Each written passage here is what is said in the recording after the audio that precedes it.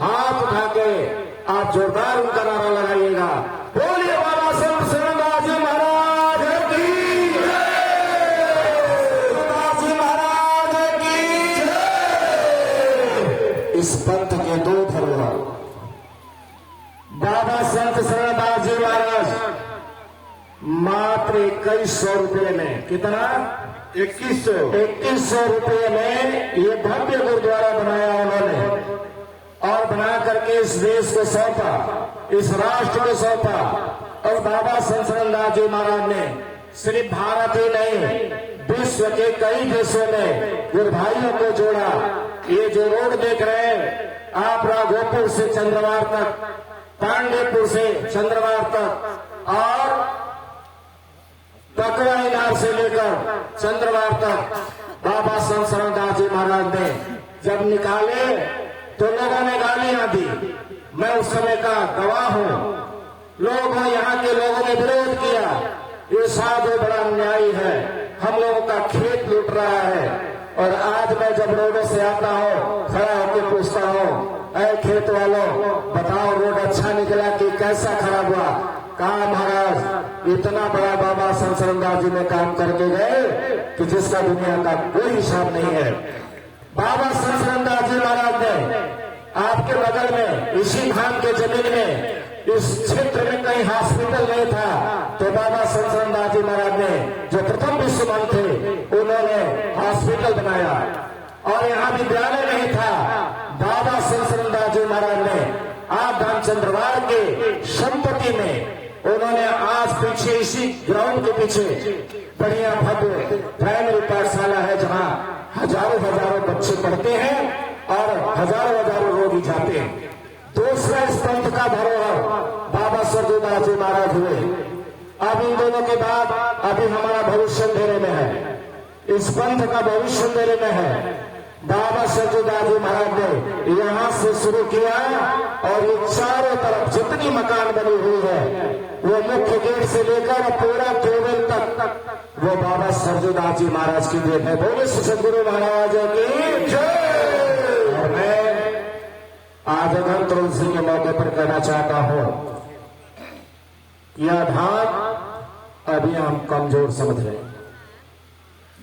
यहां जब तक कुछ सेवक, कुछ त्यागी पुरुष जब तक वो बसेरा नहीं देते, जब तक वो सेवा नहीं शुरू करते, मैं समझता हूं हम सब गृहस्थ उतना अच्छा काम नहीं करेंगे जितना बढ़िया त्यागी संत यहां काम कर सकता है। मैं इसकी बात आपको कहना चाहता हूं। दूसरी बात कि स्वामी श्रीनारायण जी महाराज ने गुरु अन्यास का प्रथम खंड खोला, लिखा उन्होंने, गुरु की महिमा दिवाकर जाने और मिठाकर मान पाने। कहा ये दुनिया के लोग बहुत साधारण है, अगर भगवान की ध्यान नहीं कर सको तो गुरु के चरणों में झुक जाओ, भगवान तुम्हें मिल जाएंगे। कहा गुरु की बात भी नहीं मानी तो थोड़ा अपने इंद्रियों को संग्रह करो, और इन इंद्रियों के संग्रह करने के लिए उन्होंने योग खंड कहा। और स्वामी जी का जो थ्योरी है, अगर मुझे कुछ सुनाना होता तो काफी समय से सुना सकते, लेकिन मैं ज्यादा नहीं परिचय देना चाहता हूं। योग का मतलब होता है मन, आत्मा और शरीर को एकाग्र करना, यही योग है। शरीर में 14 इंद्रियां, 10 इंद्रियां आप सब लोग जानते हैं, कर्म इंद्रियां 5, ज्ञान इंद्रियां 5 और 4 इंद्रियां अंतःकरण की है। 14 इंद्रियों का फिर आत्मा, जो हमारी शरीर में आत्मा रहती है, उस शरीर की खोज कर लेना। और फिर इस शरीर में माइंड कहाँ रहता है, जिसको स्वामी श्रीनारायण जी ने कहा है, करत आनंद संत विश्वासर निज मन बसी करी नारी हो, डंका दे बसे सब ऊपर गाय आपनो मारी हो। ये 3 तरह के मन है, अनकॉन्शियस, कॉन्शियस और डिवाइन कॉन्शियस। चेतन मन, अचेतन मन, परम चेतन मन। हम अचेतन मन में 98% जो यहाँ के लोग बैठे हुए हैं, इसमें से 98% लोग अचेतन मन में हैं। अचेतन मन के कारण अपने भाई से आप झगड़ा करते हैं, अचेतन मन के कारण अपने भाई को थोड़ी सी जगह नहीं दे पाते हैं।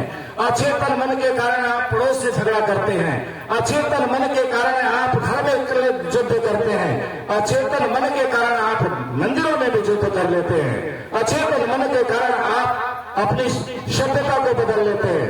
98% का काम है। 2% के लोग, उसमें से 1% लोग कॉन्शियस होते हैं, चेतन मन के होते हैं। चेतन मीन्स होता है, अगर भाई ने कहा भैया मेरा घर इधर से टेढ़ा बन रहा है, तो छोटा भाई या बड़ा भाई कहता भैया जी जितना टेढ़ा बन रहा है उसको सीधा कर लो, थोड़ा मेरे में से भी लेकर सीधा करो, सीधा कर लो, टेढ़ा नहीं होने देगा।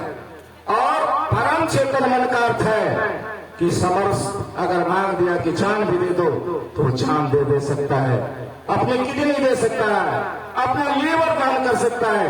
ये चेतन मन का काम। शरीर, आत्मा और मन को एकाग्र करना, यही हमारा योग है। कहा योग खंड में भी नहीं जा सकते हो तो सौदागर बन जाओ। क्या बन जाओ? सौदागर। सौदागर मीन्स होता है व्यापारी। व्यापारी, और व्यापारी मीन्स स्वामी सिन्हा जी ने साहू खंड लिखा। साहू का होता बनिया, और बनिया का काम है पूंजी को खत्म नहीं करना। बनिया का काम क्या है? पूंजी को खत्म नहीं करना। जो बनिया अपनी पूंजी खत्म कर दे वह बनिया कहलाता नहीं है। हम लोगों की पूंजी क्या है? घर द्वार मकान नहीं, हम लोगों की पूंजी है परम पिता परमेश्वर। अगर हम परमेश्वर को खो दिए तो जीवन की हर पूंजी हम खो देते हैं। योग खंड के बाद चौथा जो खंड है क्या है? झारखंड तो हो गया। चोर खंड। दुनिया के लोगों ने कहा चोरी करना महान पाप है। दुनिया के लोगों ने कहा चोरी करना महान पाप है। और एक लौता बेटा, इस बलिया का बेटा स्वामी सिन्हा जी ने कहा चोरी करना पुण्य है। बोलिए श्री सदगुरु महाराज की जय। बड़े खुशी मनाएंगे कि बाबा जी ने ऐलान कर दिया कि चोरी करना है तो चलो जूता ही चोरा के चलो, चप्पल ही चोरा के चलो, चलो किसी का कंबली लेके चलो, ऐसा आप लोगों का भाव होगा। लेकिन स्वामी जी ने कहा नहीं, संत जो होता है वो नाम की चोरी करता है। जिस तरह से चोर आधी रात के बाद किसी के घर में सेन काटता है और उस घर में रखा हुआ सामान को चुरा के लेके चला जाता है, उसी प्रकार हम साधकों को आधी रात में उठ करके थोड़ा सा अंदर घुसो, थोड़ा चोरी करो और परमात्मा की चोरी करो, ये मोक्ष है। इसके बाद स्वामी सिन्हा ने कहा कि चलो चोर भी नहीं बन पाओगे तो एक कुंवारी कन्या की तरह से हो जाओ, कामनी खंड की तरह से हो जाओ। कामनी वाला स्त्री, जब स्त्री वो लड़की होती है अपने मैके में होती है, मैके में माता पिता के पास होती है, माता पिता के लोग उस पर पूरा नजर रखते हैं, वो स्वतंत्र नहीं होती है। कोई भी कुंवारी लड़की अपने नैहर में स्वतंत्र नहीं होती है। अगर वो नैहर में 16 श्रृंगार करे बिना शादी का तो लोग उसको भक्तियां मारेंगे। लेकिन जब उस लड़के की शादी हो जाती है, जब उस लड़के की शादी हो जाती है तो वो 16 श्रृंगार करके ससुराल में भी रह सकती है और 16 से श्रृंगार करके कहाँ रह सकती है? मायके घर में रह सकती है। यह आत्मा भी एक नारी है, एक कामनी है, एक लड़की है। और इसकी जो सहेलियां हैं, इसकी जो सखियां हैं, वो हमारी इंद्रियां हैं, इनके बीच में वो हमेशा ठोकर मारती है। तब स्वामी सिन्हा जी कहते हैं कि नैहरा न रहा मेरा सखिया आर दुख ले हमें, अरे अब हम जाई भी सखिया, अरे अब हम जाई भी सखिया बलानो जी के हो। एक कामले की तरफ से, एक स्त्री की तरफ से परमात्मा के तरफ जाओ। फिर गमन खंड। गमन खंड का अर्थ होता है विदाई होना। शादी हो गई तो उसकी विदाई होती है, उसको क्या बोलते हैं? गमन खंड कहते हैं। तो जब सभ्यता के साथ शादी होती है, जब विदाई होती है, तो अड़ोस पड़ोस गांव नगर के लोग घर से क्या क्या देते हैं, कोई खटिया देता है, कोई बर्तन देता है, कोई कुछ देता है, कोई कुछ देता है। उसी प्रकार से हम लोग अगर भक्ति के साथ करते करते, जैसे सुभाष बाबू ने कहा कि ध्यान साधना के अंदर अगर हम अपने पार्ट्स को, अपने कान के, नाक को, आंख के द्वारा, लिंग और गुदाओं के द्वारा हम जैसा जैसा लिंग साफ करते हैं, हमारी वैसे वैसे जोनी होती है। लेकिन यह बात अपने जगह पर है, मगर शुभ कर्म करके आप जाते हो तो गांव के लोग तरसते हैं, तड़पते हैं, आ भरते हैं। बाबा जब संत सरवणदास जी महाराज का स्वर्गवास हुआ तो बाबा सरजूदास जी महाराज कहीं चले गए। लखनऊ की धरती पर बाबा कुंवरदास से कहा बाबा संत सरवणदास जी महाराज कि ये महंती सरजू को दे देना। और उस वक्त एक भजन गाई गई थी कि बाबा मोरे गईले विदेशा आर संदेशा कही रे गईले रखिया जा पंथ के लाज।